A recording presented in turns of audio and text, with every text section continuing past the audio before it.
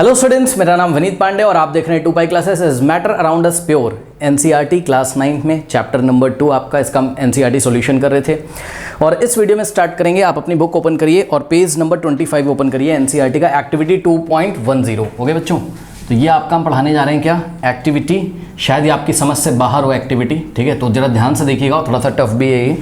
Activity 2.10 correct. अब देखिए जरा, ये यहाँ पे हम आपको पढ़ाएंगे, साथ में इसके एनसीईआरटी के सॉल्यूशंस भी कराएंगे। देखा ना आपने एक्टिविटी के, ये देखिए कुछ क्वेश्चंस दिए रहते हैं यहाँ, नाउ आंसर पेज नंबर 26 पे। पहले एक्टिविटी कराएंगे, फिर उसके क्वेश्चंस पूछेंगे। अच्छा, अगर अभी आप इस चैनल पे बच्चों न्यू आए हो तो पेन कमेंट चेक करो। पेन कमेंट क्या होता है, जो कमेंट सबसे ऊपर आ रहा है उसको पेन कमेंट बोलते हैं। वहाँ रीड मोड पे क्लिक करिए, बहुत सारे लिंक्स ओपन होकर आएंगे। वहाँ पर आपको एनसीईआरटी एग्जाम्पलर चैप्टर पढ़ाया है, मैथमेटिक्स, फिजिक्स, केमिस्ट्री में सब मिल जाएगा, ठीक है ना। तो ये नए बच्चों के लिए बताया था। आइए स्टार्ट करते हैं आज की क्लास, ठीक है। देखिए, अगर आप लोग ध्यान से चेक करें तो एक्टिविटी 2.10 के ऊपर एक हेडिंग पड़ी हुई है कंपाउंड्स, और नीचे लिखा हुआ है what do we get when 2 or more elements are combined, ठीक है। जब 2 या 2 से ज़्यादा एलिमेंट्स को हम कंबाइन करते हैं तो हमें क्या मिलता है, तो जवाब हमें कंपाउंड मिलता है, ठीक है ना। अब देखिए बात समझिए, बहुत सारे बच्चों को एलिमेंट्स नहीं पता, तो हम आपको शॉर्ट में बता देते हैं बेटा। देखिए एलिमेंट्स में क्या होंगे, एलिमेंट्स में आपको ध्यान से सुनिए मेरी बात। एलिमेंट्स में आपको 2 चीज़ें मिलेंगी क्या। देखिए एलिमेंट्स में आप लिख सकते हो सेम टाइप के एटम्स आपको दिखाई पड़ेंगे। सुन लीजिए मेरी बात ध्यान से, सेम टाइप के एटम्स दिखाई पड़ेंगे, या फिर सेम टाइप के आपको मॉलिक्यूल्स दिखाई पड़ेंगे। सेम टाइप के आपको क्या दिखाई पड़ेंगे, मॉलिक्यूल्स। बट दीज मॉलिक्यूल्स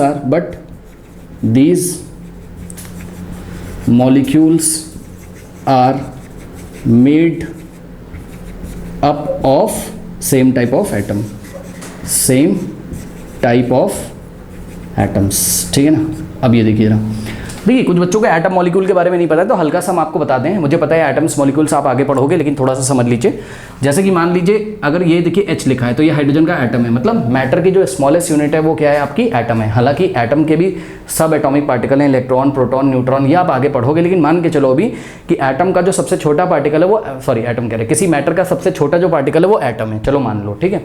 तो जैसे ओनली H लिखा है तो ये हाइड्रोजन का एटम है, ठीक है। फिर एक और हाइड्रोजन का एटम आया, 2 हाइड्रोजन के एटम आएंगे और आपस में कुछ बॉन्डिंग कर लेंगे, एक दूसरे से सलाह मशवरा कुछ कर लेंगे, ठीक है, और एक मॉलिक्यूल बना देंगे। तो ये देखिए हाइड्रोजन का मॉलिक्यूल बन गया। ये H2 अगर लिखा है तो ये हाइड्रोजन का क्या है, मॉलिक्यूल है। ध्यान दीजिएगा, अगर ओनली H लिखा है तो हाइड्रोजन का एटम है, और H2 लिखा है तो हाइड्रोजन का ये मॉलिक्यूल है, करेक्ट। यानी कि सिंपल शब्दों में बोलें तो मैटर का जो स्मॉलेस्ट पार्टिकल है वो एटम है, और 2 या 2 से ज़्यादा एटम से मिलकर क्या बनेगा, मॉलिक्यूल, ठीक। अब मॉलिक्यूल भी बेटा अलग अलग तरीके से बन सकते हैं। देखो ये दोनों क्या है, ये दोनों हाइड्रोजन के एटम्स हैं, H और H लिखा है, ये हाइड्रोजन के एटम्स हैं, और ये क्या है, हाइड्रोजन का क्या है बताइए, मॉलिक्यूल है। यानी कि मॉलिक्यूल बनाने के लिए कौन जिम्मेदार है, एटम्स। एटम्स जब केमिकली कंबाइन होते हैं तो मॉलिक्यूल बनते हैं, ठीक है ना। अच्छा बेटा, मॉलिक्यूल भी आपके 2 तरीके के होंगे, ध्यान से चेक करिए। ये हाइड्रोजन का मॉलिक्यूल है, लेकिन इस मॉलिक्यूल को देखिए, यहाँ पर हम हेडिंग लगा दे रहे हैं आपको, कंपाउंड्स, ठीक है ना। Compounds are made up of 2 or more elements, ठीक है, ठीक है। मेरी बात ध्यान सुनो। देखो बेटा, ये देखिए हाइड्रोजन का एक एटम, हाइड्रोजन का एक और एटम, और ऑक्सीजन का एक और एटम। यानी कि हाइड्रोजन के 2 एटम और ऑक्सीजन का 1 एटम ले लें तो ये देखिए वाटर का मॉलिक्यूल तैयार हो गया। देखिए वाटर का मॉलिक्यूल H2O, ठीक है, ये वाटर का मॉलिक्यूल है। क्यों मॉलिक्यूल है, क्योंकि ध्यान से चेक करिए, ये कलेक्शन, ये 2 और 2 से ज़्यादा एटम से मिलके बना हुआ है। H2O ये वाटर का मॉलिक्यूल है। ये H क्या है, हाइड्रोजन का एटम है। ये हाइड्रोजन का क्या है, एटम है। ये वाला H भी क्या है, हाइड्रोजन का एटम है। O क्या है, ऑक्सीजन का एटम है। लेकिन H2O क्या है, वाटर का मॉलिक्यूल है। यानी कि यहाँ से आपको ये समझ में आता है क्या, कि मॉलिक्यूल भी आपके 2 तरीके के होंगे क्या। एक तो ऐसे मॉलिक्यूल देखने को मिलेंगे जिसमें आपको डिफरेंट एलिमेंट देखने को मिलेंगे। देखिए वाटर का मॉलिक्यूल ऐसा मॉलिक्यूल है जो डिफरेंट एलिमेंट के एटम से मिलकर बना है। देखो यहाँ हाइड्रोजन के भी एटम मौजूद हैं और ऑक्सीजन के भी, ठीक। लेकिन हाइड्रोजन का मॉलिक्यूल देखिए, इसका जो मॉलिक्यूल है हाइड्रोजन का, वो ओनली हाइड्रोजन के एटम से मिलकर बना हुआ है, ठीक है ना। अब देखिए ये ऑक्सीजन का मॉलिक्यूल है, O2, ये ऑक्सीजन का मॉलिक्यूल है, ठीक है। ये ओनली किससे मिलकर बना हुआ है, ऑक्सीजन के एटम से, ठीक। लेकिन ये देखिए कार्बन डाइऑक्साइड का मॉलिक्यूल है। ये देखिए कार्बन डाइऑक्साइड का मॉलिक्यूल है। ये कैसे बना है, कार्बन के एटम से और ऑक्सीजन के। तो वो भी मॉलिक्यूल है, ये भी मॉलिक्यूल है, लेकिन ये क्या है, एलिमेंटल मॉलिक्यूल है, और वो क्या है, कंपाउंड वाला मॉलिक्यूल है। आप ऐसे समझ लो, अभी थोड़ा थोड़ा आपको अंतर समझ में आएगा। हमने क्या लिखा है बताइए एलिमेंट्स में, हमने लिखा है सेम टाइप ऑफ एटम। या तो आपको यहाँ पर सेम टाइप ऑफ एटम देखने को मिलेंगे, या तो सेम टाइप ऑफ मॉलिक्यूल देखने को मिलेंगे, but these molecules are made up of same type of atoms, मतलब समझो, देखो बात समझो, देखो बेटा, जैसे कि मान लो आपके पास मेटल्स हैं, कुछ मेटल्स हैं आपके पास, ठीक है, ये देखिए कुछ मेटल, जैसे सिल्वर का मेटल है या आयरन का मेटल है, ये देखिए आयरन मेटल है ना आपके पास, आयरन का एक पीस है, तो इसमें आयरन का जो एटॉमिक फॉर्मूला होता है वो Fe होता है, क्या होता है, Fe होता है, करेक्ट। तो ये देखिए ये आयरन का, ये आयरन का, ये आयरन का, ये आयरन का, ये आयरन का, सब ये आयरन के एटम्स हैं, ठीक। इसी तरीके से आप सिल्वर का पीस ले लो, ये देखिए सिल्वर, Ag, सिल्वर का पीस ले लो, ये सिल्वर के एटम, सिल्वर के एटम, सिल्वर के एटम, ये सब सिल्वर के एटम है, ठीक। तो ये एलिमेंट कहलाएंगे, क्यों, क्योंकि ये सेम टाइप ऑफ एटम से मिलके बने हैं। तो जितने भी मेटल्स हैं वो सारे क्या हैं आपके एलिमेंट्स के अंदर आएंगे, जितने भी नॉन मेटल हैं वो भी एलिमेंट्स के अंदर आएंगे। ध्यान से चेक करिए, अगर हमने किसी सिलेंडर में क्लोरीन गैस भर के दे दी आपको, ये देखिए ये क्लोरीन गैस भर दी, पता है जो क्लोरीन गैस होती है वो क्लोरीन के मॉलिक्यूल्स के फॉर्म में होती है, ये देखिए Cl2, तो ये सभी क्या आपको दिखाई पड़ रहे हैं, ये सभी क्लोरीन के एटम नहीं है, ये सभी क्लोरीन के क्या हैं, मॉलिक्यूल्स हैं, लेकिन क्लोरीन के जो मॉलिक्यूल्स हैं ये सभी, ठीक है, वो क्लोरीन के एटम से मिलके बने हुए हैं, ठीक है, तो ये भी एलिमेंट है, याद रखिएगा। लेकिन यहाँ पे देखिए, अगर हम आपको एक सिलेंडर में कार्बन डाइऑक्साइड दे दें या वाटर दे दें, ये देखिए ये कार्बन डाइऑक्साइड है या फिर वाटर है, चेक करिए, ये देखिए CO2, ठीक है, तो ये सेम टाइप के मॉलिक्यूल से तो मिलके बना हुआ है, क्योंकि ये भी कार्बन डाइऑक्साइड है, CO2 का मॉलिक्यूल, ये भी CO2 का मॉलिक्यूल, ये भी CO2 का मॉलिक्यूल, ये भी CO2 का मॉलिक्यूल, ये भी CO2 का मॉलिक्यूल, लेकिन जो मॉलिक्यूल्स हैं यहाँ वो सेम टाइप के एटम से मिलके नहीं बने हुए हैं। बात समझ में आई कि नहीं आई? यहाँ पे देखिए कार्बन और ऑक्सीजन के एटम दोनों प्रेजेंट हैं, तो वही लिखा हुआ है क्या कि compounds are made up of 2 or more elements, मतलब जब 2 या 2 से ज़्यादा एलिमेंट के एटम आपस में कंबाइन होते होंगे तो कंपाउंड का क्या बनाते हैं, मॉलिक्यूल, और ऐसे बहुत सारे मॉलिक्यूल्स जब पास पास आते हैं तो हम बोलते हैं देखो कंपाउंड आ गया हमारे हाथ में, ठीक है। जैसे कि ये देखिए वाटर है, ये वाटर है, ये एलिमेंट है कि कंपाउंड है, जवाब ये कंपाउंड है। क्यों कंपाउंड है? क्योंकि इसमें वाटर के बहुत सारे मॉलिक्यूल्स हैं। अब वाटर के बहुत सारे मॉलिक्यूल्स हैं, उन मॉलिक्यूल की खासियत क्या है, वो मॉलिक्यूल ऐसे नहीं है क्लोरीन जैसे या हाइड्रोजन जैसे मॉलिक्यूल नहीं है, वाटर के मॉलिक्यूल ऐसे होते हैं H2O, यानी कि वो 2 डिफरेंट एलिमेंट से मिलकर बने हुए हैं, किससे, हाइड्रोजन और ऑक्सीजन से। अब आई थिंक आपको समझ में आया होगा, मेरे ख्याल से इसके पहली क्लास में हम इसको बता चुके हैं, ठीक है। आपको थोड़ा थोड़ा अंदाज़ा लग गया होगा कंपाउंड्स और एलिमेंट्स में। तो कंपाउंड क्या है, they are what, when 2 or more elements are combined, और कैसे combined, when they are combined chemically, मतलब दोनों के बीच में अगर कुछ केमिकल बॉन्डिंग होती होगी, 2 एलिमेंट्स के बीच में अगर कुछ केमिकल बॉन्डिंग होती होगी तभी हम बोलेंगे कंपाउंड बना है। जैसे कि मान लीजिए एग्जांपल हम आपको दे रहे हैं, मान लीजिए आपने इसी एक्टिविटी में जो आपको बोला है कि आयरन फिलिंग्स ले लीजिए। आयरन फिलिंग्स समझते हो आप लोग? हाँ, आयरन का छोटा छोटा जो टुकड़ा होता है उसको आयरन फिलिंग्स बोलते हैं, ठीक है। आपने लकड़ी का बुरादा देखा होगा कभी ना कभी, आपके घर में कारपेंटर आता है ना काम करने, तो वो लकड़ी को ऐसा घिसता होगा, उसमें से बुरादा निकलता है, ठीक है ना, तो वो लकड़ी का बुरादा होता है। लेकिन आयरन की भी इसी तरीके से बुरादा होता है, आयरन के छोटे छोटे पीसेस होते हैं, उसको हम आयरन फिलिंग्स बोलते हैं, ठीक है। तो आयरन फिलिंग्स और सल्फर का पाउडर ले लीजिए, ये देखिए सल्फर पाउडर ले लीजिए, दोनों को मिक्स कर दीजिए, मिक्स करके छोड़ दो, मिक्स करके छोड़ दोगे तो क्या कंपाउंड बन जाएगा? नहीं, अभी कंपाउंड नहीं बनेगा, ठीक है ना। क्यों? क्योंकि आयरन और सल्फर के पाउडर को केवल मिक्स करने से यहाँ पर इसके बीच में कोई केमिकल बॉन्डिंग नहीं होती है। जब दोनों को गर्म करते हैं, याद रखिएगा, आयरन और सल्फर को जब दोनों को हीट करेंगे, अभी धीरे धीरे समझ में आएगा, तो यहाँ पे देखिए FeS बन जाता है, आयरन सल्फाइड बन जाता है, जो कि एक नया तरीके का कंपाउंड होता है, ठीक है ना। तो ये देखिए ये कंपाउंड बना, तो जब आयरन सल्फाइड बना, इसको FeS को क्या बोलते हैं? आयरन सल्फाइड बोलते हैं, ठीक है। इसमें कुछ नई केमिकल प्रॉपर्टीज़ आ जाती हैं, याद रखिएगा। तो ये कंपाउंड का एग्जांपल है। और आयरन और सल्फर जो कि एक चाइना डिश में रखा हुआ था, थोड़ा सा हमने आयरन फिलिंग्स ली, थोड़ा सा हमने सल्फर पाउडर लिया, उसको मिक्स कर दिया, तो वो केमिकल कंपाउंड नहीं बनाएगा जब तक दोनों केमिकली कंबाइन ना करें, और दोनों को केमिकली कंबाइन करने के लिए हमें उसको हीट करना पड़ेगा, ठीक है ना। अभी धीरे धीरे समझ में आएगा, तो थोड़ा सा अब आपको बात समझ में आई होगी, रुकिए। अब यहाँ पे देखिए ज़रा आपकी एक्टिविटी क्या कहती है, ठीक है, और यहाँ हम क्वेश्चंस के जवाब किस तरीके से करेंगे, ये थोड़ा सा डिफरेंट एक्टिविटी आपको 2.10 दी हुई है। देखिए जो कहता जा रहा है हम यहाँ पर करते जाएंगे। देखिए सबसे पहले उसने क्या बोला, divide the class into 2 groups, ठीक है। तो ये आपकी क्लास 9th है, ठीक है, ये आपकी क्लास है, और क्लास को आपने 2 ग्रुप्स में डिवाइड करना है, ठीक है। ये ग्रुप 1 हो गया और ये हो गया आपका ग्रुप 2, ठीक है भाई। आधे आधे बच्चे बांट लो, 2 ग्रुप बना दो क्लास के, ठीक है ना। फिर कह रहा है कि give 5 gram of iron filings and 3 gram of sulphur powder in a china dish to both the group, ठीक है। यानी कि ग्रुप 1 को, ध्यान से चेक करो, ग्रुप 1 को आपने एक चाइना डिश में और ग्रुप 2 को आपने एक चाइना डिश में क्या दिया, आपने दिया जो ग्रुप 1 को दिया वही ग्रुप 2 को दिया, ठीक है बेटा। तो ग्रुप 1 को क्या दिया, 5 ग्राम आयरन, ध्यान दीजिएगा आयरन फिलिंग्स 5 ग्राम है इसमें, ठीक है। तो 5 ग्राम आयरन फिलिंग्स और प्लस क्या दिया, 3 gram of sulphur powder, 3 gram of sulphur powder, ठीक है, सबसे पहले आप लोग को कलर पता होना चाहिए। बताइए आयरन का सिंबल क्या होता है? Fe। याद रखिएगा आयरन का सिंबल क्या होता है? Fe, और आयरन का कलर क्या होता है? ग्रेइश। ठीक है, आयरन का सिंबल Fe होता है, याद रखिएगा। आयरन का जो एटॉमिक फार्मूला होता है वो Fe, ये होता है आयरन। ठीक है, और सल्फर का जो एटॉमिक फार्मूला होता है वो क्या होता है? हम S लिखते हैं, होता S8 है। होता क्या है? सल्फर का जो सल्फर का एक्चुअल में एक मॉलिक्यूल होता है। सल्फर का एक मॉलिक्यूल सल्फर के 8 एटम से मिलके बना होता है। सल्फर का 1 मॉलिक्यूल सल्फर के 8 एटम से मिलके बना होता है। ठीक है ना, तो सल्फर का जो सल्फर का एटम नहीं, सल्फर का मॉलिक्यूल होता है, ऐसे S8। करेक्ट, ये इस तरीके से सल्फर का मॉलिक्यूल होता है। ये क्राउन शेप में होता है कुछ इस तरीके से,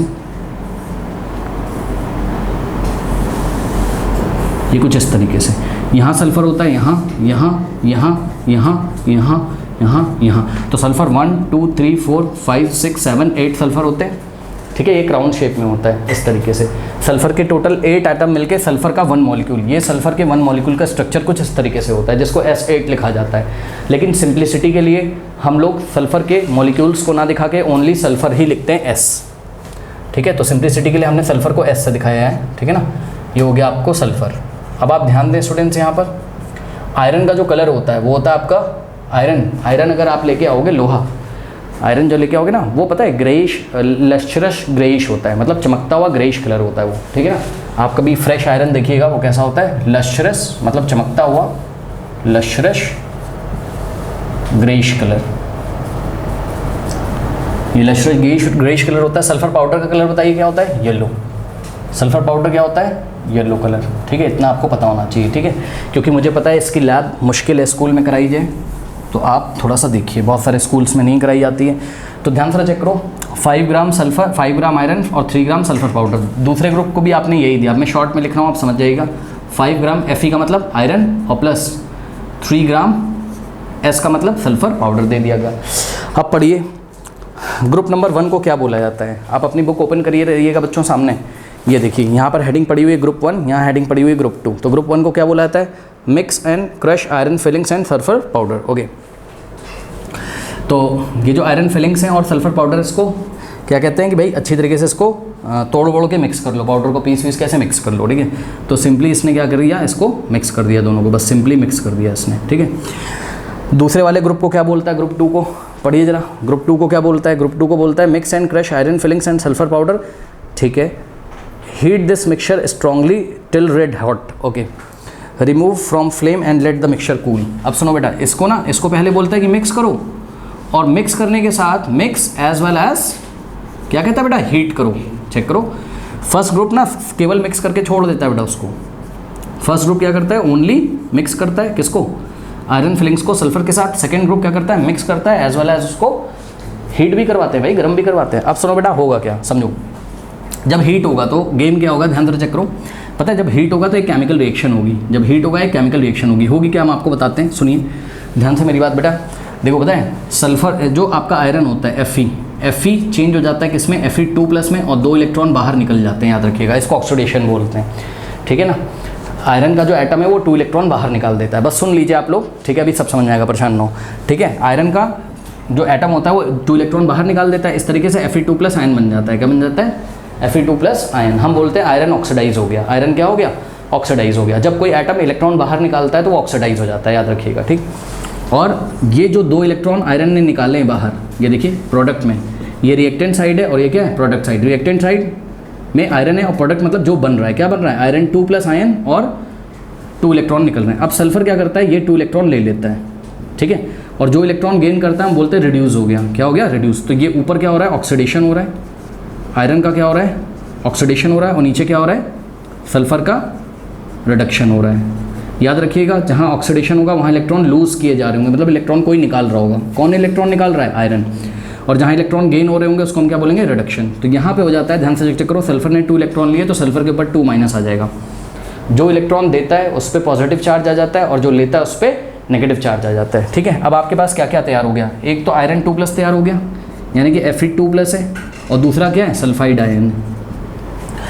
Fe2+ को क्या बोलते हैं? आयरन 2+ आयन, और S2- को क्या बोलते हैं? Sulphide ion. नाम लिख दे रहा हूँ, ये आयरन आयन है, इसको ऐसे पढ़ते हैं आयरन सेकेंड आयन।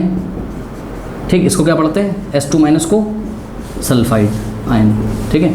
इस तरीके से होता क्या है। और हाँ, याद रखिएगा आयरन ने अपना इलेक्ट्रॉन क्यों निकाला, आप इसको हीट कर रहे हो ना, जब आप हीट करोगे तो हीट से जो आयरन के इलेक्ट्रॉन है उनकी काइनेटिक एनर्जी बहुत ज़्यादा हो जाएगी और बाहर निकल जाएंगे, ऐसे समझ लो, ठीक। अब आयरन के जो इलेक्ट्रॉन बाहर निकल जाएंगे वो इलेक्ट्रॉन कौन एक्सेप्ट कर लेगा, सल्फर।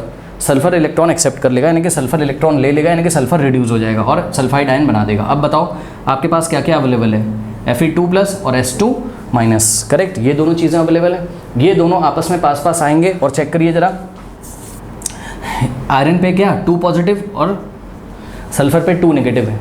बताओ आपको क्या पता है, पॉजिटिव चार्ज नेगेटिव को अट्रैक्ट करता है, नहीं पता भाई, याद करिए, पॉजिटिव चार्ज नेगेटिव चार्ज को अट्रैक्ट करता है। अरे जैसे नॉर्थ पोल साउथ पोल को अट्रैक्ट करता है, वैसे ही पॉजिटिव चार्ज नेगेटिव चार्ज को अट्रैक्ट करता है। तो इन दोनों पार्टिकल्स के बीच में एक अट्रैक्शन होगा और बन जाएगा FeS बन जाएगा, आयरन सल्फाइड। अब इतना लंबा चौड़ा प्रोसेस आपको याद नहीं रखना है, सिंपल आपको ये याद रखना है क्या, कि आयरन ने सल्फर के साथ रिएक्शन करी तो क्या बन गया, आयरन सल्फाइड, FeS बन जाता है। यहाँ क्या बन जाता है, आयरन सल्फाइड बन जाता है, याद रखिएगा, ठीक है ना।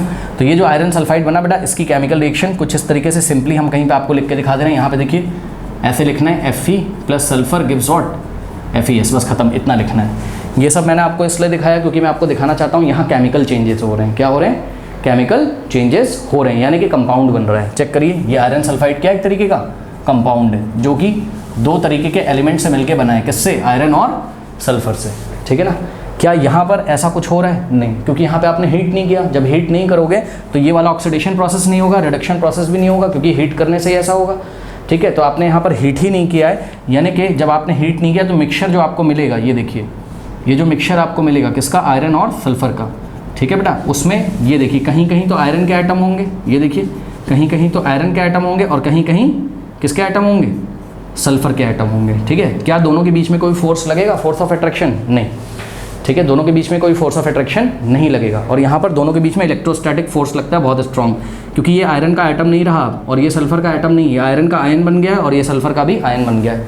ये पॉजिटिव आयन, ये नेगेटिव आयन, ये अट्रैक्ट कर लेगा, तो यहाँ केमिकल चेंजेस हो रहे हैं, ठीक है। और जैसे ये अट्रैक्ट करके पास पास आते हैं, आयरन का आयन और सल्फर का आयन, हम बोलते हैं इनके बीच में केमिकल बॉन्ड बन रहा है, ठीक है। इस तरीके से कुछ नया बन के तैयार हो जाता है और जो नया बन के तैयार हो जाता है वो क्या है आपका, आयरन सल्फाइड। अब दोनों प्रैक्टिकल में आपको समझ में आया, बताइए। अगर आपसे कोई पूछे कि यहाँ पर आयरन और सल्फर कौन से फॉर्म में, जवाब है एलिमेंटल फॉर्म में। कौन से फॉर्म में, एलिमेंटल फॉर्म में। कौन से फॉर्म में है,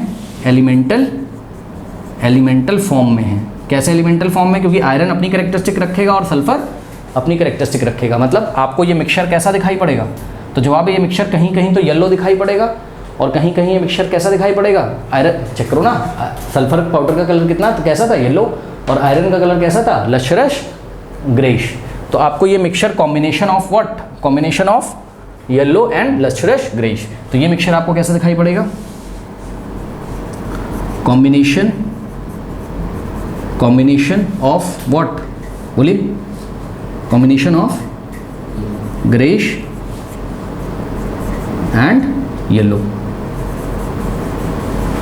combination of lustrous greyish and yellow.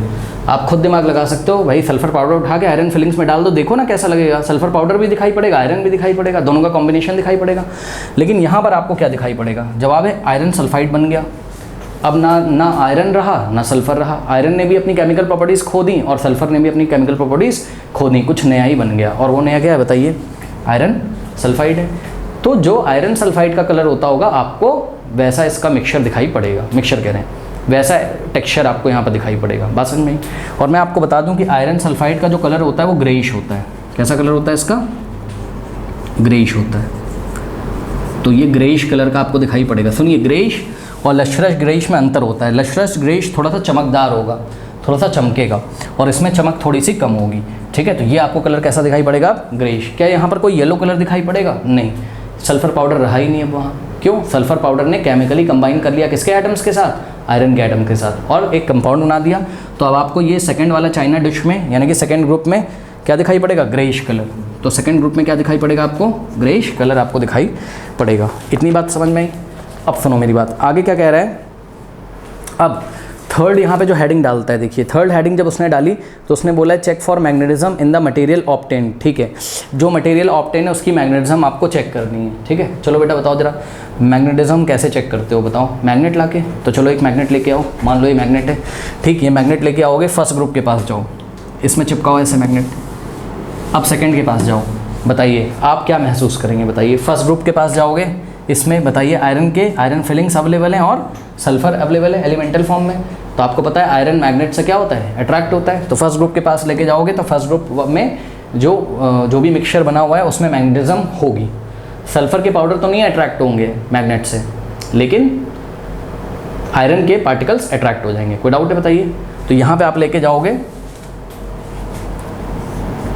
ये मैग्नेट है, शॉर्ट में लिख दे रहा हूँ MAG मैग्नेट। जैसे यहाँ पे ले जाओगे तो ये आयरन के पार्टिकल इससे अट्रैक्ट हो जाएंगे। ठीक है, ये देखिए ये सब क्या है, बोलिए आयरन पार्टिकल्स हैं। अब सेम मैग्नेट यहाँ लेके आओ, यहाँ तो क्या बन चुका है, आयरन सल्फाइड। लेकिन बच्चों आपको बता दें, क्या आयरन सल्फाइड में आयरन की प्रॉपर्टी अवेलेबल है? नहीं, कुछ नया बन चुका है यार। आयरन सल्फाइड है, वो आयरन नहीं रहा और प्योर तरीके से वो सल्फर भी नहीं रहा, केमिकली कंबाइंड होकर कुछ नया बन गया। बात समझ में आई कि नहीं आई? तो इस तरीके से मैं आपको बता दूं, ये जो आयरन सल्फाइड है, this iron sulphide is not attracted by the magnet, ये मैग्नेट से अट्रैक्ट नहीं होता है। ठीक है ना, तो this iron sulphide is not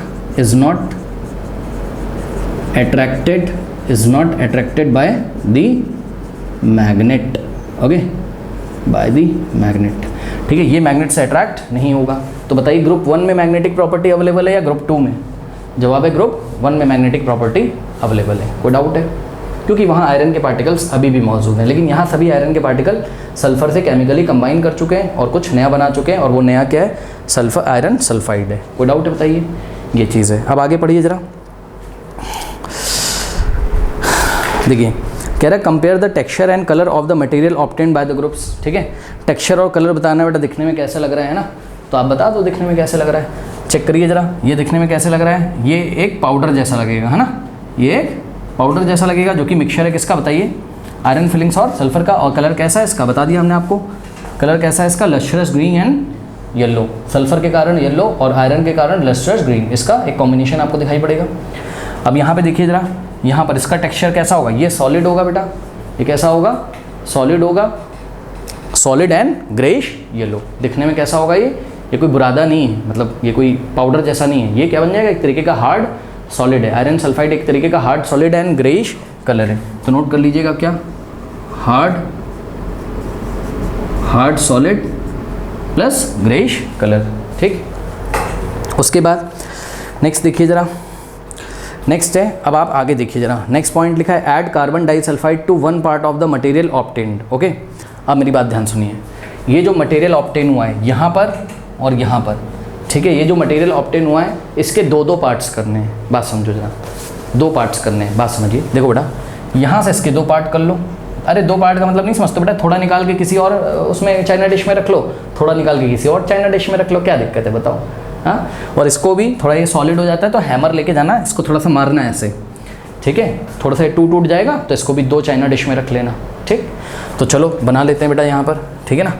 इतना आप लोग इधर से कॉपी करिए, मुझे जगह चाहिए होगी, कॉपी कर लीजिए, कॉपी करिए सब डायग्राम वगैरह, ठीक है। मैं हटा रहा हूँ, वीडियो पॉज करके कॉपी करिए ना। तो बेटा देखो जरा, इसको ना 2 पार्ट्स में डिवाइड कर लो। ये ग्रुप 1 है और ये क्या है, ग्रुप 2 है, ठीक है।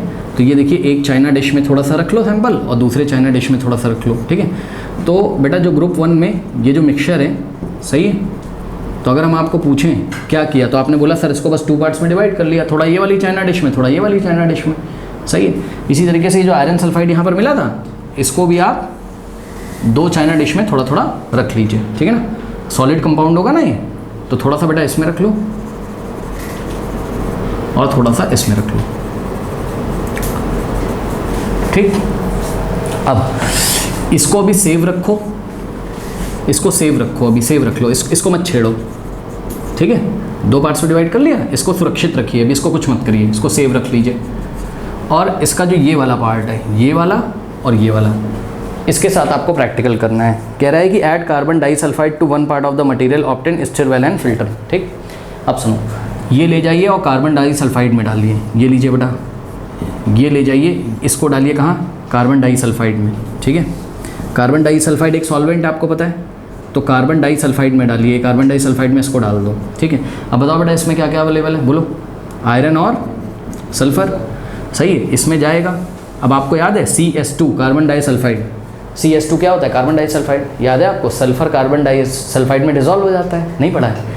सल्फर जो होता है बेटा, नहीं पता जिसको सुन लो, सल्फर पाउडर, जैसे आप शुगर लेते हो, शुगर वाटर में डिजॉल्व हो जाता है, वैसे ही सल्फर का जो येलो पाउडर है वो कार्बन डाइसल्फाइड में डिजॉल्व हो जाएगा।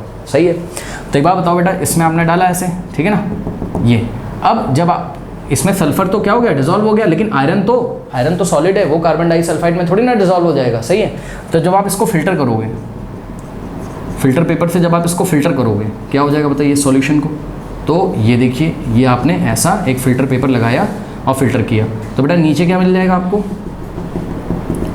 नीचे क्या मिलेगा आपको, sulphur plus carbon disulphide solution. सही है, और ऊपर क्या मिल जाएगा, ये आयरन फिलिंग्स, फिल्टर हो जाएंगी, फिल्ट्रेट एज अ फिल्ट्रेट बोल रहा हूँ, सॉरी, फिल्ट्रेट तो नीचे आ गया ना, सल्फर और कार्बन डाइऑक्साइड का सॉल्यूशन, ऊपर रेसिड्यू मिल जाएगा किसका, आयरन फिलिंग्स का। कोई डाउट है बताइए। अब यहाँ पे देखो, सेकंड वाले में भी आपने 2 पार्ट कर लिए थे सैंपल के। ठीक है, ये वाला पार्ट ले लीजिए और इसको आप किस में डालोगे, कार्बन डाइसल्फाइड में। ठीक है, तो यहाँ पे कार्बन डाइसल्फाइड में आप इसको डाल दीजिए, ये ऐसे बेटा, ऊपर से डाल रहे हो, ये क्या है, FeS है, फेरस सल्फाइड है ना, ये, या फिर आयरन सल्फाइड है। बेटा एक बार बताओ, आयरन सल्फाइड इसमें डालोगे कुछ नहीं होगा, सुन लो, अरे ये सॉलिड है यार, और ये आयरन और सल्फर, सही है, आयरन और सल्फर बेटा केमिकली कंबाइन है। ठीक है, ऐसा थोड़ी ना है कि तुम इसमें कार्बन डाइसल्फाइड में डाल दोगे तो सल्फर यहाँ से निकलने लगेगा, ना ना ना ना ना ना, आयरन और सल्फर में केमिकल बॉन्ड बन चुका है। अब सल्फर को आयरन से कोई नहीं अलग कर सकता है, ये फिजिकल मेथड तो बिल्कुल नहीं अलग कर सकता, ये फिजिकल मेथड है यार, जब तुम सॉल्यूशन बनाते हो भैया वो एक फिजिकल मेथड होता है। ठीक है, कोई डाउट है बताइए, तो ध्यान रखिएगा। ठीक है, जब आप इसको इसमें डालेंगे ऐसे, और अगर आप फिल्टर करेंगे इसको, जब आप इसको फिल्टर करेंगे तो पता है आपको क्या मिलेगा बेटा, ध्यान से चेक करो, ये फिल्टर पेपर है, ऊपर आपको यही मिल जाएगा सॉलिड, किसका, आयरन सल्फाइड का। ठीक है, ये देखिए, जब आप फिल्टर करोगे तो आयरन सल्फाइड आपको वापस जो था वही मिल जाएगा, और नीचे आपको क्या मिलेगा, वापस से कार्बन डाइसल्फाइड। इससे क्या पता चलता है, इससे ये पता चलता है कि जो कंपाउंड होते हैं उनको फिजिकल मेथड से सेपरेट नहीं कर सकते, उनको हम किसी केमिकल मेथड से सेपरेट कर सकते हैं। कंपाउंड के जो एलिमेंट्स होते हैं, जैसे यहाँ पे कंपाउंड कौन है, आयरन सल्फाइड, इसके एलिमेंट्स कौन है, आयरन और सल्फर, इसको आप फिजिकल मेथड से सेपरेट नहीं कर सकते हो, करेक्ट, इसको आप केमिकल मेथड से सेपरेट कर सकते हो, याद रखिएगा। ठीक है, तो बच्चों नोट लगा लें कहीं पे, compounds can not be separated by physical method. ठीक है, या एलिमेंट्स या कंपोनेंट्स ऑफ कंपाउंड, या एलिमेंट्स ऑफ कंपाउंड, या components of compounds cannot be separated by some physical method, याद रखिएगा।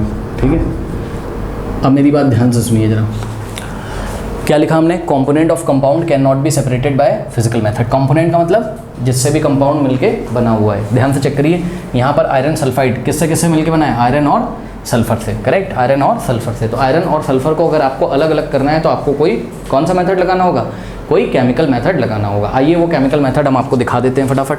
ठीक है, आपकी नॉलेज के लिए सारे जवाब अभी आपको मिलेंगे यहाँ पर, लेकिन थोड़ा सा वेट करिए। देखिए यहाँ पर हम आपको हटा के लिखाते हैं। देखिए बेटा, अगर आप आयरन सल्फाइड की रिएक्शन कराएंगे किसके साथ, लिथियम के साथ, ठीक है, तो यहाँ से मिलेगा आपको क्या, आयरन अलग हो जाएगा और साथ में आपको मिलेगा, आयरन अलग हो गया और साथ में आपको मिल गया क्या, lithium disulphide, Li2S, lithium disulphide. इस तरीके से आप देखिए ज़रा, जब आप आयरन सल्फाइड की रिएक्शन करा दोगे किसके साथ, लिथियम के साथ, Li का मतलब लिथियम, ठीक है, ये लिथियम, तो ये देखिए आयरन सॉलिड फॉर्म में अलग हो जाएगा और लिथियम डाइसल्फाइड बन जाएगा। इस तरीके से ये केमिकल रिएक्शन आपको करानी पड़ेगी आयरन सल्फाइड की किसके साथ, लिथियम के साथ, याद रखिएगा, तब जाके आयरन कहीं अलग होगा। ठीक, और अभी भी सल्फ़र अलग नहीं कर पाया आप, सल्फ़र लिथियम के साथ रिएक्शन करके lithium disulphide dilithium sulphide बनाया हुआ है, या लिथियम सल्फाइड बनाया आप बोल सकते हैं, ठीक है। अब इस सल्फर को अगर हटाना है तो उसका एक अलग मेथड होगा, ठीक है। तो इस तरीके से बस बताना, ये सब आपको याद नहीं करना है, बताना मैं ये चाहता था कि जो कंपाउंड होते हैं उसमें से अगर आपको कंपोनेंट हटाने हैं, सेपरेट करने हैं, तो आपको कोई केमिकल रिएक्शन वहाँ पर अप्लाई करनी पड़ेगी, कोई केमिकल मेथड अप्लाई करना पड़ेगा, ठीक है ना। अच्छा, ये चीज़ हो गई। उसके बाद इन्होंने क्या बोला है, लास्ट, ठीक है। अब लास्ट देखिए ज़रा, वेरी वेरी इंपॉर्टेंट, और जो लास्ट प्रोसेस आपको करना है वो क्या करना है, किसी टीचर की निगरानी में करना है, क्योंकि इन्होंने आपसे क्या बोला है, ऐड डाइल्यूट सल्फ्यूरिक एसिड और dilute hydrochloric acid to the other part of the material obtain. मतलब देखिए ज़रा, इधर जो मटेरियल ऑब्टेन थे बेटा, ये वाला तो आपने यूज़ कर लिया कार्बन डाइसल्फाइड के साथ, ये वाला भी आपने यूज़ कर लिया कार्बन डाइसल्फाइड के साथ, ये जो सेकंड बचा हुआ है आपके पास सैंपल, ठीक है, जिसको आपने सेव करके रखा था, ठीक है। अब इसका यूज़ करना है और इसको रिएक्ट कराना है किसके साथ, इसको रिएक्ट कराना है बेटा या तो डाइल्यूट HCl ले लीजिए या तो डाइल्यूट H2SO4 ले लीजिए, और टीचर की निगरानी में इसको करना है, नहीं तो ये जो हाइड्रोक्लोरिक एसिड होता है और जो सल्फ्यूरिक एसिड होता है ये आपके हाथ पे गिर सकता है, आपकी आइज़ में अगर गलती से चला गया, ये बहुत ही कोरोसिव नेचर का होता है और कहीं ना कहीं आपको हार्म पहुंचा देगा, आपके हाथ जल सकते हैं इससे, ठीक है ना। ओके, नाउ स्टूडेंट्स, तो आप देखिए ज़रा, आइए देखते हैं क्या होता है। सुनो बेटा, ये जो सेकंड सैंपल है ले आओ चाइना डिश में, ये सेकंड सैंपल ले आओ। अब बताओ इस सैंपल में क्या क्या है, बताओ। इसमें आयरन भी है एलिमेंटल फॉर्म में और इसमें सल्फ़र भी, सही है। अब मेरी बात ध्यान सुनो, मान लो हम HCl ले रहे हैं, ठीक है। तो अगर HCl लोगे, हाइड्रोक्लोरिक एसिड, HCl का फॉर्मूला क्या होता है, हाइड्रोक्लोरिक एसिड, और एक्वस लिखा होता है, मतलब एक्वस का मतलब इसमें थोड़ा सा पानी भी मिला हुआ है। एक्वस कहीं पे भी लिखा रहेगा तो मान लीजिए उसमें थोड़ा सा पानी भी मिला हुआ है, करेक्ट। तो बेटा ज़रा चेक करो कि HCl एक्वस, ठीक है। अब मेरी बात ध्यान सुनो बेटा, होता क्या है, इस मिक्सचर में जब थोड़ा सा HCl डालोगे या रिएक्शन कराओगे HCl के साथ, ठीक है, एक्चुअल में क्या होगा मैं आपको बताऊं, एक टेस्ट ट्यूब ले लीजिएगा लैब में, ऐसे ये टेस्ट ट्यूब ले लिया, इसमें थोड़ा HCl भर लेना, क्या HCl जब भर लोगे तो होगा क्या, ऊपर से ये मिक्सचर थोड़ा सा इसमें डालिए, डाल दिया। अब बताओ, जब आपने ऊपर से थोड़ा सा मिक्सचर इसमें डाला तो इस HCl हाइड्रोक्लोरिक एसिड में क्या क्या गया, जवाब है सर आयरन भी गया और सल्फ़र भी गया, यानी कि आयरन भी कोशिश करेगा HCl के साथ रिएक्ट करने की और सल्फ़र भी करेगा। तो आइए ज़रा रिएक्शन लिखते हैं। तो आयरन जब रिएक्शन करेगा, यानी कि FeHCl के साथ जब रिएक्शन करता है तो क्या होता है, सुन लीजिए बेटा, बनता है FeCl2, ठीक है, जिसको हम बोलते हैं फेरस क्लोराइड एक्वस, यानी कि इसका एक सॉल्यूशन बन जाएगा टेस्ट ट्यूब में, यहाँ पे एक सॉल्यूशन बन जाएगा फेरस क्लोराइड का, और साथ में हाइड्रोजन गैस निकलती है, याद रखिएगा कौन सी गैस निकलती है, H2 गैस। H2 गैस मतलब हाइड्रोजन गैस।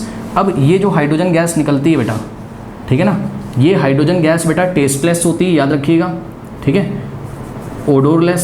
ओडोरलेस मतलब कोई भी स्मेल नहीं होगा, ओडोरलेस मतलब नो स्मेल, इसमें कोई भी स्मेल नहीं होगा, याद रखिएगा, इसमें कोई भी स्मेल नहीं होता है। और हाइड्रोजन का जो बर्निंग है वो पॉप साउंड के साथ बर्न होता है, मतलब यहाँ से जो गैस निकल रहा है, अगर यहाँ एक आप अगर मैच स्टिक लेके आओगे तो हाइड्रोजन बर्न होती पॉप साउंड के साथ, ऐसे ऐसे एक आवाज़ आएगी, लेकिन हाइड्रोजन में स्मेल नहीं होती, याद रखिएगा, ठीक।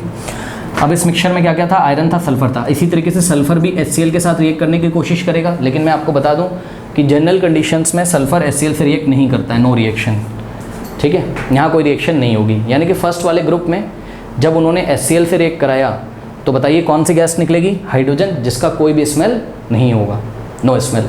तो यहाँ पे बच्चों को नो स्मेल आई, हाइड्रोजन मिला, इसलिए नो स्मेल, नो स्मेल, ठीक। अब आ जाइए जरा यहाँ पर सेकेंड ग्रुप में, आप ये लेके आए, ठीक है। इस सैंपल में क्या था बताइए, आयरन सल्फाइड था। अब यहाँ आयरन और सल्फर के पार्टिकल अलग अलग नहीं है, यहाँ एक ही तरीके के पार्टिकल हैं, और वो कौन है, आयरन सल्फाइड का मॉलिक्यूल है। ये आयरन सल्फाइड का मॉलिक्यूल रिएक्ट करेगा किसके साथ, HCl के साथ, ठीक है ना। और यहाँ पर जो बनेगा वो मैं आपको बता देता हूँ, यहाँ पर बनेगा स्टूडेंट्स FeCl2, फिर यहाँ प्रोडक्ट यहाँ लिख रहा हूँ, बनेगा FeCl2 और साथ में बनेगा hydrogen sulphide H2S, ferrous chloride और हाइड्रोजन सल्फाइड बनेगा, ठीक है। तो ये फेरस क्लोराइड तो एक्वस सॉल्यूशन होता है, बात आप समझे नहीं मेरी, क्या करोगे बताओ। यहाँ पर भी आप क्या करोगे, यहाँ पे डायग्राम बनाते हैं इसका, यहाँ पे भी टेस्ट ट्यूब लिया आपने और टेस्ट ट्यूब में क्या भर दिया बताइए, टेस्ट ट्यूब में क्या भर दिया, अंदर टेस्ट ट्यूब में HCl डाल दिया, ये टेस्ट ट्यूब में HCl आपने डाल दिया, करेक्ट। और ऊपर से ये जो चाइना डिश में रखा था आयरन सल्फाइड का कंपाउंड, इसमें डाल दिया ऐसे। जब डाल दोगे तो ये वाली रिएक्शन होगी, अंदर क्या बनेगा, FeCl2 एक्वस, मतलब फेरस क्लोराइड या आयरन क्लोराइड का एक्वस सॉल्यूशन बन जाएगा, और कोई गैस निकलते हुए यहाँ पे आपको आंखों से तो नहीं दिखाई पड़ेगी, लेकिन ये जो गैस निकल रही है ये H2S होती है, ये कलरलेस होती है। हाइड्रोजन भी कलरलेस होती है, लेकिन H2S गैस, हाइड्रोजन गैस का कोई स्मेल नहीं होता है, लेकिन H2S गैस का स्मेल होता है। कैसा स्मेल होता है इसका? रॉटन एग, सड़ा हुआ अंडा जो होता है उसकी जो पंजेंट स्मेल होती है, पंजेंट मतलब काफ़ी गंदी लगने वाली स्मेल, ठीक है, तो pungent smell like rotten egg, ठीक है। तो ये जो H2S गैस का बेटा स्मेल है, ये कैसा स्मेल है बताइए? PUN, मैं बोल भी दे रहा हूँ, लिखते रहिएगा, PUNGENT, pungent smell, pungent smell, LIKE like rotten egg, like rotten egg, सड़े हुए अंडे की तरह इसकी स्मेल आती है, करेक्ट। तो निकली हुई गैस कौन सी है? हाइड्रोजन सल्फाइड गैस, ठीक है। अब बच्चे मेरे से ये पूछते हैं, सर आपने हाइड्रोक्लोरिक एसिड लिया, अगर हम H2SO4 ले लें तो H2SO4 ले लीजिए, क्या दिक्कत है बताइए? अगर हम फर्स्ट वाले में H2SO4 लेते, ठीक है ना, ये देखिए आयरन के साथ HCl की जगह आप सल्फ्यूरिक एसिड ले लो, H2SO4, HCl क्या है? हाइड्रोक्लोरिक एसिड, और H2SO4 क्या है? सल्फ्यूरिक एसिड, तब भी यही रिएक्शन होगा। बस FeCl2 की जगह क्या बन जाता है? FeSO4 का एक्वा सॉल्यूशन, इसका सॉल्यूशन बन जाएगा और निकलेगी वही आपकी हाइड्रोजन गैस ही निकलेगी, सही है। और इसी तरीके से फर्स्ट वाले मिक्सचर में आयरन था, आयरन ने सल्फ्यूरिक एसिड के साथ रिएक्शन किया, क्या बन गया? FeSO4 प्लस H2, और अगर सल्फर रिएक्ट करेगा तो नो रिएक्शन, H2SO4 के साथ क्या होगा? नो रिएक्शन, ठीक है। इसी तरीके से अगर आपने सेकंड वाला जो आपका बचा हुआ था HCl की जगह H2SO4 लिया होता तो क्या रिएक्शन होती, वो भी आप देख लीजिए। यहाँ पर FeS और प्लस H2SO4, तो आपकी वही रिएक्शन होती, FeSO4 बनता और साथ में H2S बनता, मतलब मिलनी आपको वही है, क्या? फेरस सल्फेट का एक्वा सॉल्यूशन बनता आयरन सल्फेट, ठीक है ना, और H2S गैस निकलती जिसका स्मेल कैसा होता? पंजेंट स्मेल होता, करेक्ट। कोई डाउट है? इतनी कहानी समझ गए? तो ये थी आपकी एक्टिविटी। अब आप क्वेश्चन देखिए ज़रा, जिनको नहीं समझ आया वीडियो रिवर्स करके देखिए एक बार। आइए आपके क्वेश्चंस का जवाब देते हैं। क्वेश्चन नंबर 1 उन्होंने पूछा है पेज नंबर 26 पे, did the material obtained by the two groups look like the same? जो दोनों ग्रुप्स को मटेरियल बेटा मिले क्या वो सेम दिखाई पड़ रहे हैं? जवाब है नो, नो। क्वेश्चन नंबर 1 का आंसर क्या है? नो। वाई नो बताइए? ग्रुप नंबर 1 का जो मटेरियल है वो कैसा दिखाई पड़ रहा है? ग्रुप नंबर 1 का भी क्या बताया था? Greyish, sorry lustrous greyish plus yellowish, ठीक है। Answer is no. क्यों? क्योंकि ग्रुप नंबर 1 का मिक्सचर, क्योंकि उसमें आयरन और सल्फर था, ठीक है ना। तो आप लोग खुद आंसर लिख सकते हो, मैं लिखवा नहीं रहा हूँ यहाँ पर, ठीक है ना। फर्स्ट वाले का आंसर है नो। क्यों? क्योंकि ग्रुप 1 का जो कलर था वो कैसा था बताइए? लश्रस, LUSTROUS, लश्रस, GREYISH, लश्रस ग्रेश और प्लस येलोइश मिक्सचर, इसका मिक्सचर मिलेगा। येलोइश क्यों? सल्फर पाउडर के कारण, और लश्रस ग्रेश क्यों? आयरन के पार्टिकल्स, मतलब आयरन का जो आयरन फिलिंग उसके कारण। और ग्रुप सेकंड का जो कलर है वो ओनली ग्रुप सेकंड का कलर ओनली कैसे दिखाई पड़ेगा आपको? Only greyish. क्यों? क्योंकि सेकंड ग्रुप में ओनली क्या प्रेजेंट है? FeS, आयरन सल्फाइड, उसके कारण कलर कैसा होगा? Greyish. Question number 2, what group has obtained a material? क्या question? Which group, what group नहीं, विच ग्रुप। क्वेश्चन नंबर 2 है which group has obtained a material with magnetic property? Material with magnetic property, बताइए बेटा कौन सा group है जिसको magnetic property के साथ मटेरियल मिला है? तो जवाब है ग्रुप नंबर 1 को, क्योंकि ग्रुप नंबर 2 में तो आयरन सल्फाइड बन गया, तो आयरन की प्रॉपर्टी खत्म हो गई। लेकिन ग्रुप नंबर 1 में आयरन और सल्फर ने केमिकली कंबाइन नहीं किया है, उसका बस एक फिजिकल मिक्सचर बना हुआ है जिसको आप मैग्नेट से सेपरेट भी कर सकते हैं ऑब्वियसली, ठीक है। तो आंसर इसका आंसर क्या होगा? Group 1 has obtained a material with magnetic property. Question number 3 देखिए, can we separate the component of the material obtained? सुन लो बेटा ध्यान से, can we separate the component of the material obtained? Answer is yes. Solution में answer is yes. अगर answer yes है बेटा तो ग्रुप नंबर 1 के मटेरियल कैसे सेपरेट करेंगे बताइए? ग्रुप नंबर 1 के बच्चे कैसे करेंगे? सिंपल मैग्नेट से कर लेंगे, मैग्नेट लेके जाएंगे और आयरन अलग हो जाएगा, या फिर एक काम कर सकते हैं कार्बन डाइसल्फाइड के सॉल्यूशन में इसको डाल दें, तो सल्फर कहाँ चला जाएगा? कार्बन डाइसल्फाइड के सॉल्यूशन में, और आयरन कहाँ रह जाएगा? फिल्टर पेपर पे एज अ रेसिड्यू ऊपर रह जाएगा, ठीक है। तो आंसर इज यस। ग्रुप 1 के बच्चे कैसे करेंगे? With the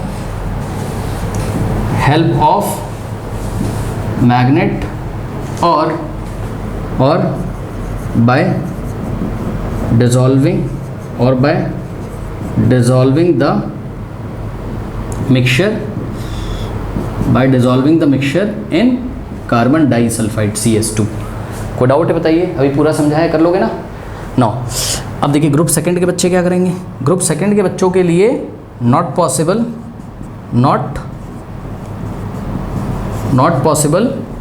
by physical method. ठीक है, फिजिकल मेथड से ग्रुप 2 के बच्चे आयरन और सल्फर को अलग नहीं कर पाएंगे, but possible with the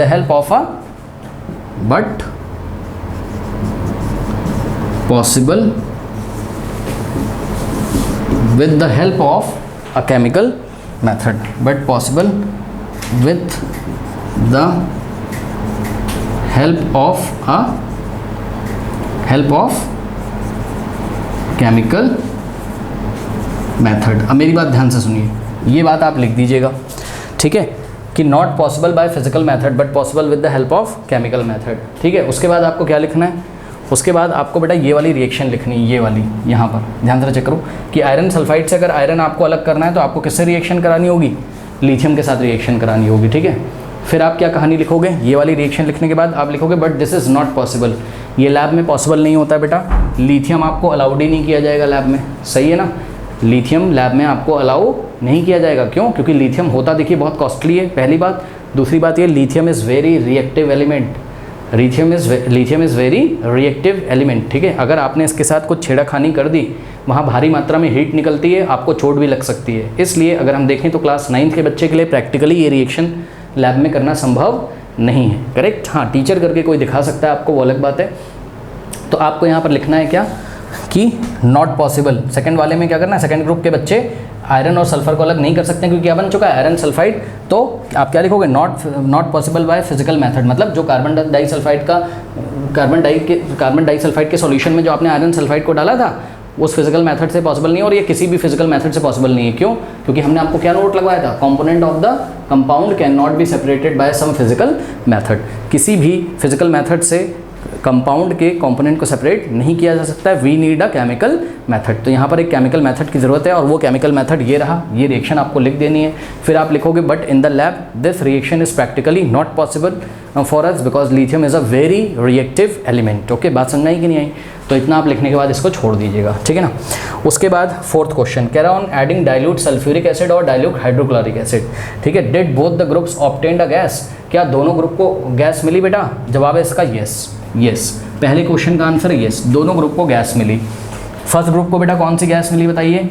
hydrogen gas, जो कि पॉप साउंड के साथ बर्न होती है और जिसमें कोई भी स्मेल नहीं होता है, ठीक। और सेकंड ग्रुप को बेटा कौन सी गैस मिली?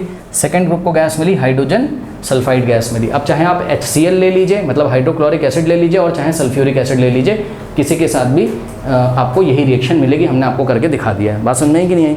तो आप लिखोगे yes both the groups get what? Both the groups get a gas. फिर उसने पूछा है did the gas in the both cases smell the same और डिफरेंट? तो जवाब है gases smell in a different way, ठीक है। Smell of gases are different, है ना। Smell of gases are different, ठीक है। गैसेस की स्मेल कैसी है? डिफरेंट है। फिर आप आगे क्या लिखोगे? Group number 1 students of group number 1 got the gas which have no smell.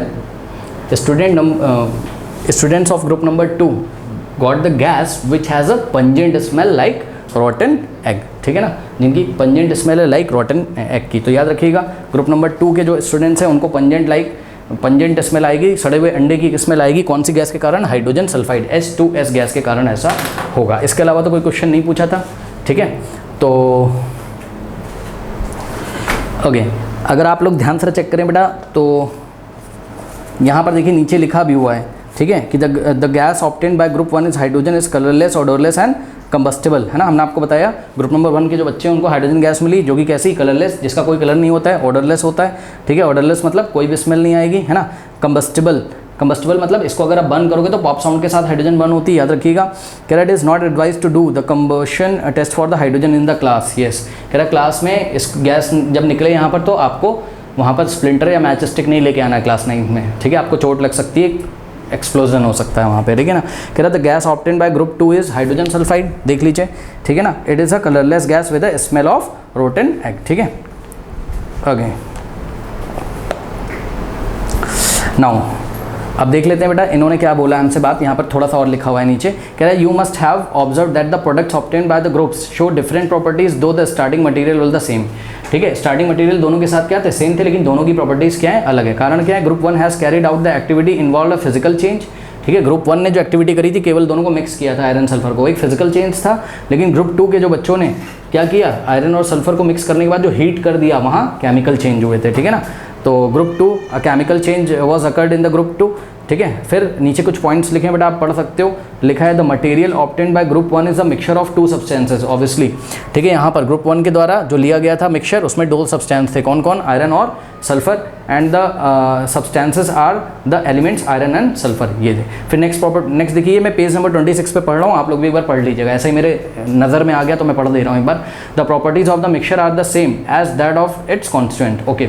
तो ग्रुप 1 के जो बच्चे थे बेटा, इनके जो कॉन्स्टिट्यूएंट्स हैं, ठीक है, इनकी प्रॉपर्टी यहाँ पर लॉस नहीं होगी, क्यों, क्योंकि आयरन और सल्फर ने केमिकली कंबाइन नहीं किया, इसीलिए आप जब इसके पास मैग्नेट ले जाते हो तो आयरन यहाँ पे अट्रैक्ट हो जाता है। फिर क्या बोला है उसने, the material obtained by group 2 is a compound, yes, group 2 में आपको कंपाउंड मिला है, उस कंपाउंड का नाम क्या है, iron sulphide. On heating the 2 element strongly we get a compound, obviously हमने आपको बताया जब आप हीट करते थे, मैंने आपको एक रिएक्शन दिखाई थी, आयरन अपने 2 इलेक्ट्रॉन बाहर निकाल देता है और सल्फर उन दोनों इलेक्ट्रॉन को ले लेता है, यानी कि आयरन ऑक्सीडाइज हो जाएगा और सल्फर रिड्यूस हो जाएगा। फिर आयरन Fe2+ और S2- के बीच में स्ट्रॉन्ग फोर्स ऑफ अट्रैक्शन लगेगा, जिसको इलेक्ट्रोस्टैटिक फोर्स बोलते हैं। दोनों केमिकली वहाँ पर कंबाइन हो जाएंगे और कंपाउंड बनाएंगे, जिस कंपाउंड का नाम क्या है, आयरन सल्फाइड, करेक्ट। तो on heating the 2 element strongly we get a compound which has totally different properties compared to that of the combining element, obviously. ये जो बेटा आपका यहाँ पर जो कंपाउंड बना था आयरन और सल्फर को हीट करने से, ठीक है ना, ये देखिए आयरन और सल्फर को आपने जो हीट किया था, इससे जो आयरन, ये HEAT हीट लिखा हुआ है, HEAT हीट बेटा, देखिए यहाँ पर आपने जो आयरन सल्फर को हीट किया था, इससे जो आयरन सल्फाइड आपको मिला हुआ है, करेक्ट, इसकी प्रॉपर्टी एकदम भी डिफरेंट है, किससे, आयरन और सल्फर से, करेक्ट।